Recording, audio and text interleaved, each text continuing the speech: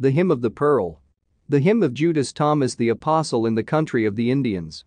When, a quite little child, I was dwelling in the house of my father's kingdom, and in the wealth and the glories of my upbringers I was delighting, from the east, our home, my parents forth sent me with journey provision.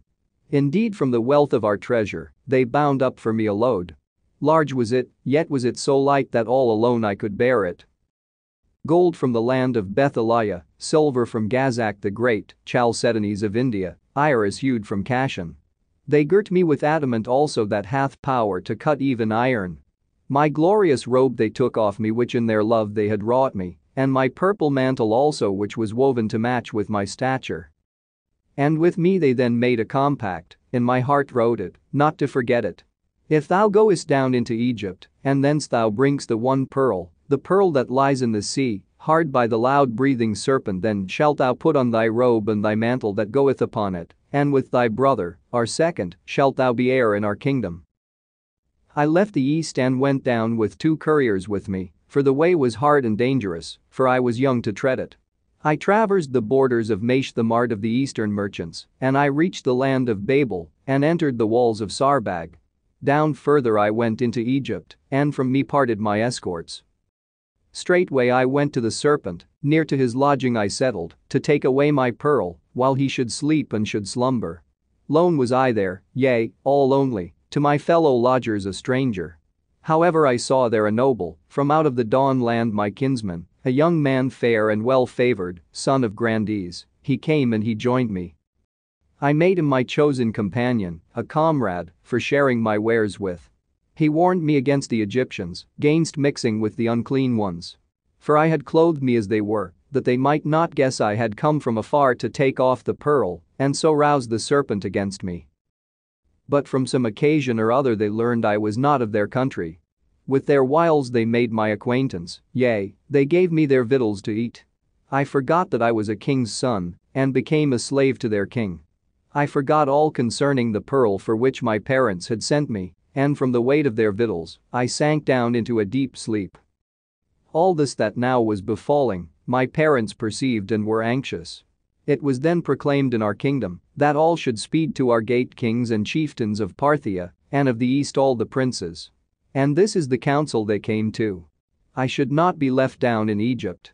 And for me they wrote out a letter, and to it each noble his name set.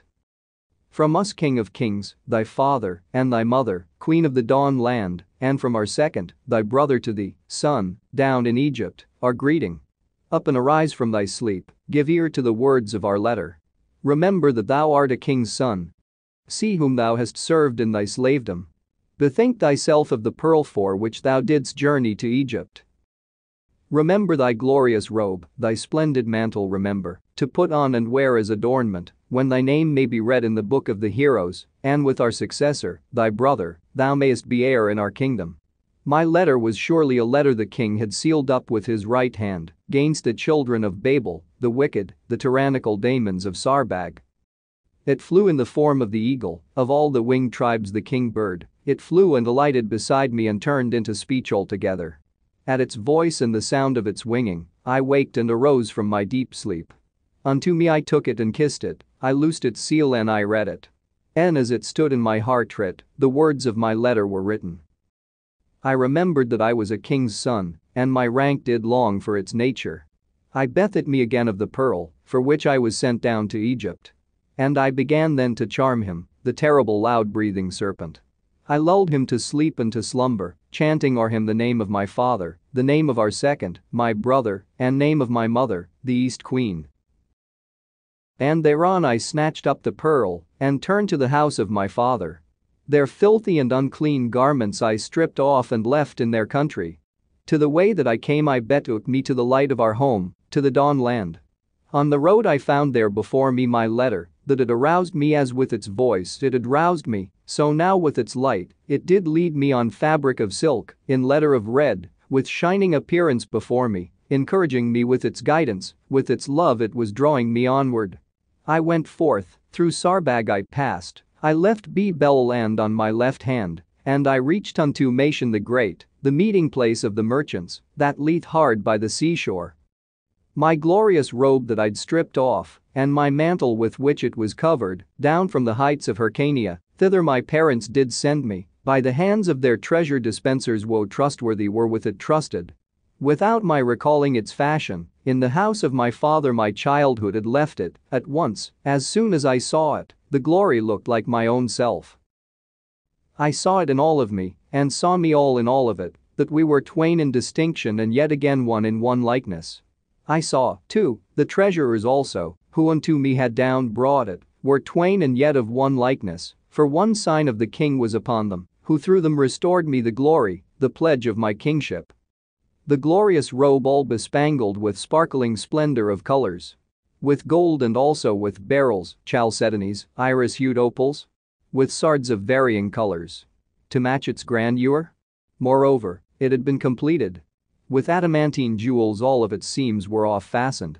Moreover the King of Kings' image was depicted entirely all o'er it, and as with sapphires above was it wrought in a motley of color. I saw that moreover all o'er it the motions of gnosis abounding, I saw it further was making ready as though for to speak. I heard the sound of its music which it whispered as it descended. Behold him the active in deeds for whom I was reared with my father, I too have felt in myself how that with his works waxed my stature. And now with its kingly motions was it pouring itself out towards me, and made haste in the hands of its givers, that I might take and receive it. And me, too, my love urged forward to run for to meet it, to take it. And I stretched myself forth to receive it with its beauty of color I decked me, and my mantle of sparkling colors, I wrapped entirely all o'er me. I clothed me therewith, and ascended to the gate of greeting and homage. I bowed my head and did homage to the glory of him who had sent it, whose commands I now had accomplished, and who had, too, done what he'd promised. And there at the gate of his house sons, I mingled myself with his princes, for he had received me with gladness, and I was with him in his kingdom. To whom the whole of his servants with sweet-sounding voices sing praises. He had promised that with him to the court of the King of Kings I should speed, and taking with me my pearl should with him be seen by our king. The hymn of Judas Thomas the Apostle, which he spake in prison, is ended.